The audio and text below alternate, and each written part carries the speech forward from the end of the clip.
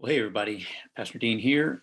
It is week number 4 of our series through the Gospel of Mark, and we're going to look at Mark chapter 4, specifically verses 35 through 41, which is Jesus and the storm that gets stilled on the Sea of Galilee. But I want to take a look at the earlier part of chapter 4 as well, and just kind of run through Jesus' teaching on the parables, even though I won't be covering that in my message. So here we go. So chapter 4 is one of the longest teaching sections in the Gospel of Mark, and all of the teaching takes place within the construct of parables. So there's the parable of the sower. There's an explanation of the purpose of parables. There's the lamp under the bushel basket. There's a parable of the growing seed, parable of the mustard seed, and then some more explanation of the use of parables.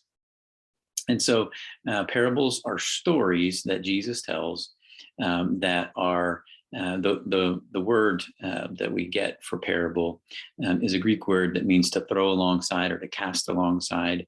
So Jesus is using these images alongside of what's going on in the world and in his context to help explain the kingdom of God. So parable of the sower is actually it's one of those, you wonder if it's about the sower or if it's about the seed or if it's about the soil. So you can draw your own conclusions there and invite your groups to do that as well. What the main actor, the main emphasis is in that parable. But there's 4 types of soil.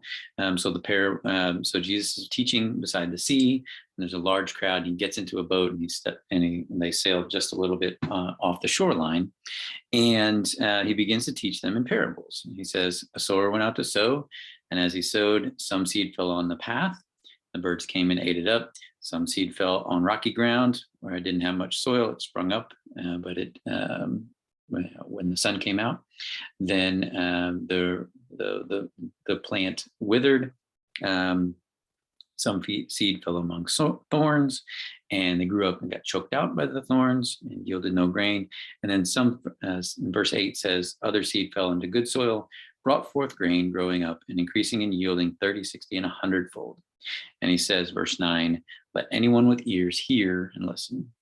Ears to hear, listen. So he's inviting people to pay attention to what's happening with the soil, what's happening with the grain. And then he goes on in beginning of verse 10 to talk about with the disciples, with the 12, what the parables were about. He says, to you has been given the secret or the mystery of the kingdom of God, but for those outside, everything comes in parables. It makes it harder to understand, in order that they may indeed look but not perceive, and they may indeed listen but not understand, so that they may not turn again and be forgiven. And that's a quote from Isaiah chapter 6.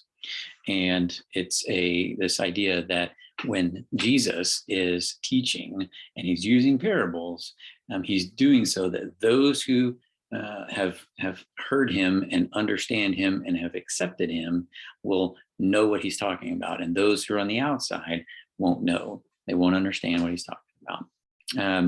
So then he goes on to explain what the parable of the sower means, and that's through verse 20.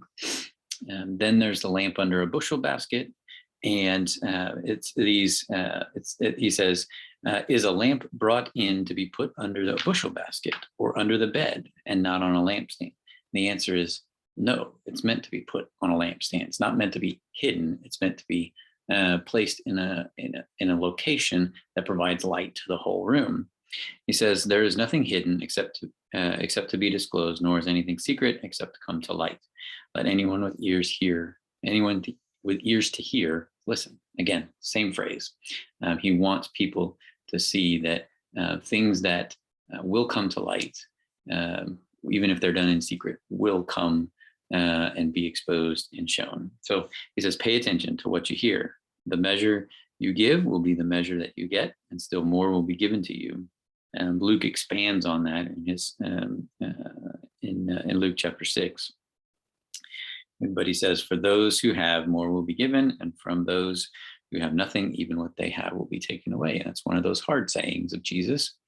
But again, I invite you to wrestle with that and wrestle with your class with that. And then there's the parable of the growing seed beginning in 26. He says, the kingdom of God is as if someone would scatter seed on the ground and would sleep and rise night and day, and the seed would sprout and grow. He does not know how. The earth produces of itself first the stalk, then the head, and then the full grain in the head. But when the grain is ripe, at once he goes with his sickle, because the harvest has come. And so, again, he's using these agricultural metaphors because that's what the people he was talking to understood. They understood grain, they understood lamps, they understood the produce of the land. And he says that the kingdom of God is like, or is as if someone would scatter seed on the ground. And they don't have to do anything other than scatter it and water it. And then once it's there, then the very nature of the seed grows. You can go to sleep, you can wake up, you can do whatever you want, and it grows. And we don't know how. So the kingdom of God, once it's spread and once it's sown, then it grows on its own. And we don't always know how, but it does. But then there's time for harvest. And when the time is right for harvest, then it's time to go and do that. Parable of the mustard seed is again, he says, what can we compare the kingdom of God to? Or what parable will we use for it? It is like a mustard seed, which when sown upon the ground is the smallest of all the seeds of the earth. Yet when it is sown, it grows up and becomes the greatest of all shrubs, and puts forth large branches, so that the birds of the air can make nests in its shade. So again, the kingdom of God may start really small, like a mustard seed, which are about the size of a period at the end of a sentence in a book. That's about how big a mustard seed is. But once it's planted, it becomes a bush, and it doesn't even have to become incredibly large, comparative to other bushes, but compared to its original size, it is huge, and birds can nest in it. And so, the idea is that it's even something as small as a mustard seed can produce great things and have this almost miraculous growth. Then verse 33 and 34 says, with many such parables, he spoke the word to them as they were able to hear it. There it is again, that the idea that people who heard it could hear and understand, and then there were some who would hear it and be confused and not know what to do with them. He did not speak to them except in parables, but he explained everything in private to his disciples, or to the 12. They're the ones who got the inside track. They're the ones who got the explanations of what Jesus was talking about and what he meant by the parables. So then we come to the passage for Sunday's message, and it's beginning in verse 35, and the scene shifts, but the day stays the same. So verse 35 says, and I'll read this all the way through. It says, on that day, when evening had come, he said to them, let us go across to the other side. And leaving the crowd behind, they took him with them in the boat, just as he was. Other boats were with him. A great windstorm arose, and the waves beat into the boat, so that the boat was already being swamped. But he was in the stern, asleep on the cushion. And they woke him up and said to him, teacher, do you not care that we are perishing? He woke up and rebuked the wind and said to the sea, peace, be still. Then the wind ceased, and there was a dead calm. He said to them, why are you afraid? Have you still no faith? And they were filled with great awe and said to one another, who then is this, that even the wind and the sea obey him?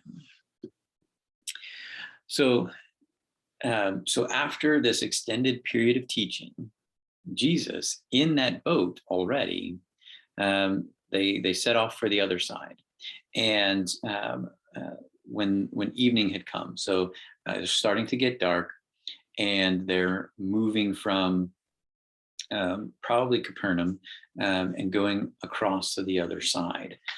So I was looking in the maps in my Bible, and I was looking at where they think that Jesus was possibly going. So because when chapter 5 opens, he's dealing with the Gerasene demoniac. So most likely Gergesa is where Jesus is going. So they're going sort of east and a little bit south. So southeast from Capernaum across the Sea of Galilee to the sea, to the place where the Gerasenes are. So that's kind of the trajectory there. And so they're going at evening time. So the thing about the Sea of Galilee is that it's in a bit of a valley. So there's mountains on either side of it, and there are storms that can sweep in almost on a moment's notice that will send small fishing boats, tossed in the winds and the waves, and can crash them and can capsize them. And the interesting thing is, remember, there are 4 experienced fishermen who are on that boat with Jesus, and they're scared. So keep that in mind as we read this story and we hear this story and we see what Jesus does. So on that day, so after all that teaching, that same day, when evening had come, they said to him, "Let us go across to the other side." So they decide to go. And he says, verse 36, and leaving the crowd behind, remember, they had pulled a little bit off the shore, so because the crowds were getting big. And they took him in the boat just as he was. So he was already in the boat, and they just sort of started rowing towards the eastern side. Other boats were with them. So, we don't really know who are in those boats, but the detail here really points to an eyewitness account, most likely again from Peter, about what is taking place here. And again, on that day, when evening had come, they leave the crowd behind. There were others, other boats around them. This is all stuff that points to the fact that someone who was right there with Jesus is telling this story and telling it to Mark so that he can write it down. And again, we think most likely that's Peter. So then verse 37, a great windstorm arrives. The word there for windstorm gives the sense of a hurricane, like just massive amount of wind that is pummeling this boat, pummeling this fishing boat. And it's the waves are coming up over the boat so that it's already being swamped, that it's already starting to fill with water in this moment, just almost immediately. Verse 38, but he was in the stern, so he's in the back of the boat, asleep on the cushion. And a little digging into what the cushion was, and I had to do a little bit of orienting about what the stern was. But the stern is in the back, it's the back side of the boat, and there's this idea that in these kind of boats, the captain of the boat, or the one who's calling the shots as to far as where this boat is going, would be sitting back there on a cushion. So if you know anything about rowing and like the Olympic sport rowing, there's the coxswain, and the coxswain is the one who calls out row, row, row, and they set the pace, they set the stroke, and that's the seat that would have this cushion. And so there's a sense that Jesus sleeping on this cushion means that, number one, he was in charge of the boat, but number two, was determining where it would go. Now, the fact that he's asleep is significant. And several commentators that I read talk about the fact that because he's sleeping, he is trusting in the Lord to provide for their safe arrival on the eastern shore. And that's how he can sleep. Additionally, there were some comments about the fact that if he's sleeping, then he may be exhausted from a whole day of teaching in these parables. And so, my guess is, as someone who preaches and teaches for a living, I know that at the end of at the end of Sunday morning worship, I'm tired, and I may not be fully exhausted, but I am in need of a recharge. And so it's understandable to me to hear that explanation. Now, whether or not he was fully trusting in God, which most likely he was, and how that's related to this storm and his nap that he's taking on the boat, I'll leave that again. I'll leave that for you to discern through. But nonetheless, he's sleeping, and the 12 who are in the boat panic.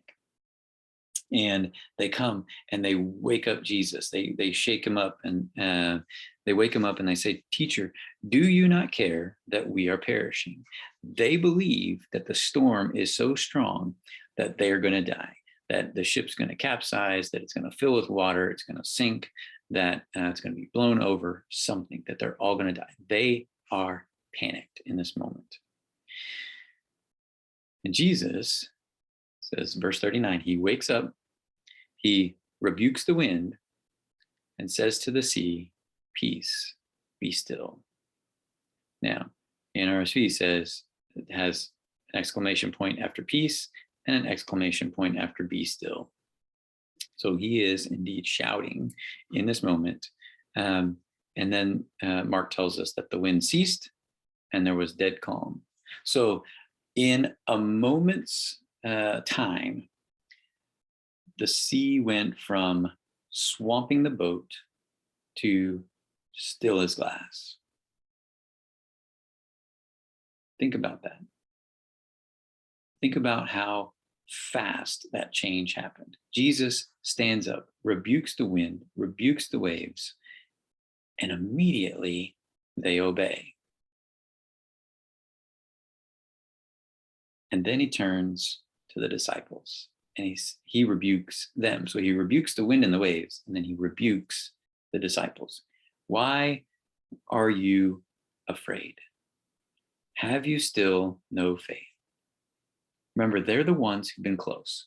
They're the ones who've been listening to Jesus from a front row seat for this parables in chapter 4. And they're the ones who are getting the explanations about the parables. They're getting the inside track. And he says, "Why were you afraid? Have you still no faith?" And verse 41 says, they were filled with great awe and said to one another, "Who then is this, that even the wind and the sea obey him?" That phrase, that they were filled with great awe, is literally translated as they were fearing with great fear, that they were basically petrified. And so in response to Jesus' rebuke, they ask another question. Who then is this? They're still not yet understanding fully who Jesus is. They're not understanding yet how Jesus can speak to the wind and the waves and they obey him. Now, they've seen Jesus cast out demons and speak to them and say, "Be silent, do not say anything," and they obey. They have witnessed this, and now they're seeing him speak to the natural elements. What this is telling us in a way that sometimes we miss when we just read through it is that Jesus is the Lord of all that is, of whether that's whether that's a demon or healing. He is the Lord and director of nature. So he can speak to the wind and the waves and say, "Peace, be still," and they must obey. He can speak to evil spirits and say, "Be silent," and they will. And he's trying to get his disciples to key in on this because they know that God is the only one who can do that. God is the only one who can say to that which he has created, and it obeys. And now they're seeing Jesus speak to the wind and the waves, that which he had a part in creating, and they obey. So they ask the question, who then is this? With the answer of, he's God. That's what they're getting to. Now, they continue to need more instruction in this. They continue to ask this kind of question. They'll ask it at least 2 more times in the Gospel of Mark. And yet, we as readers 2,000 years later look at it and we see, why don't they get it? And it's happening in the moment as they are living with Jesus. And we have history to push against that so that we can see who Jesus is. So one of the questions on the study guide is about, can we tell why the disciples were still unsure about who Jesus is? But the secondary question is, do we have the same excuse that they do for not seeing who Jesus is, for not perceiving who Jesus is? Remember, Jesus says in the parables, let those with ears to hear, listen. And in other places, he'll say, let those with eyes to see, perceive. So we as followers of Jesus now have ears to hear and eyes to see. And we are called to see who Jesus is and who he's telling the world he is right here in the Gospel of Mark. And not to shame the disciples, not to rag on them for not getting it.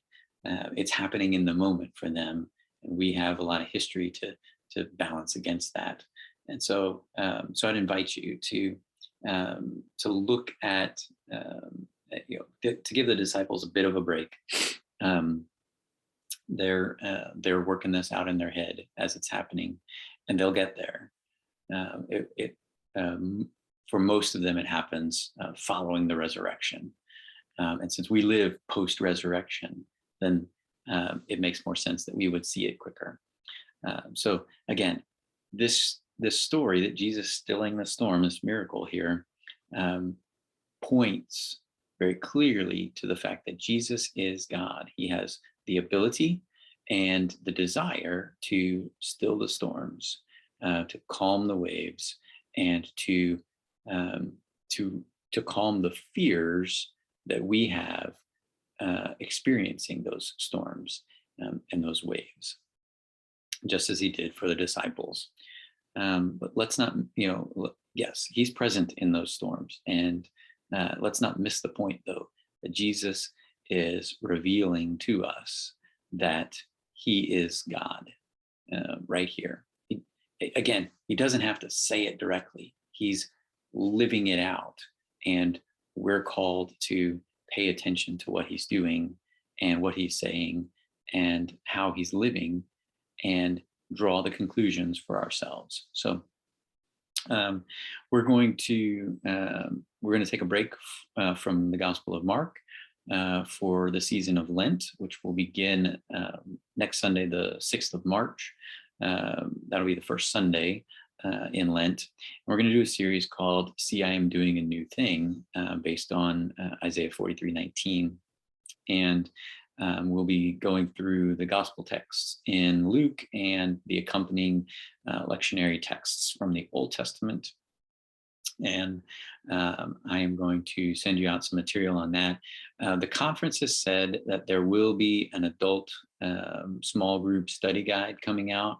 I checked yesterday, the 22nd, and it was still not up there on the website to download. And so I will keep checking up there, and I will send it to you as soon as I have it, so that you can get those out to your group members. And I pray that those are helpful for you in your conversations and in your own studies. There'll be a couple of things that we'll do as part of Lent. That will be some spiritual disciplines. We'll continue to do the home sheet, and the home sheet will just change to match the Lent series. And I want to make sure that you're aware of a couple of dates. Again, if you've been in church or watched worship past couple of weeks, I've said that Shrove Tuesday is Tuesday, March 1st. At 6 o'clock, we'll have our pancake supper provided by the United Methodist Men. And then on Ash Wednesday, which is March 2nd, at 6 o'clock, we'll have our Ash Wednesday worship service in our worship center. First Sunday of Lent is March 6th, and Palm Sunday is April 10th, and Easter is April 17th. We will have Holy Week services on Maundy, Thursday, the 14th of April, which will be a guided prayer station experience, a self-guided prayer station experience. And it'll be open for a couple of hours that you can take advantage of, whether that's with your Sunday school class or with your family or just yourself. We'll let you know specifically what times that'll be available. And then Good Friday, April 15th, will be at 7 p.m. in our worship center. That'll be a worship service that will have service of darkness that evening. And then we'll have sunrise service at 7 on Easter, and then our usual 9 o'clock and 11 o'clock services. So I'm looking forward to the season of Lent with you. We'll continue to do these Zoom sessions for those messages. And hopefully, again, I hope this is helpful for you. And we will pick back up in Mark, probably in May, because the week after Easter is our Rise Against Hunger meal packaging event. So the first Sunday in May is the 1st, and we'll most likely pick up Mark again there and finish out the school year. And then I've got something that's brewing for the summertime. And I'm doing some research now and praying through that. And I think that'll be an exciting and spiritually meaningful opportunity for us this summer. So I pray for your groups, for all that you do. I thank you that you lead in our congregation. I appreciate you very much. And if there is anything that you need, please feel free to reach out at any point in time. And I'd love to talk, love to help you, resource you, whatever you need. I'm here for you.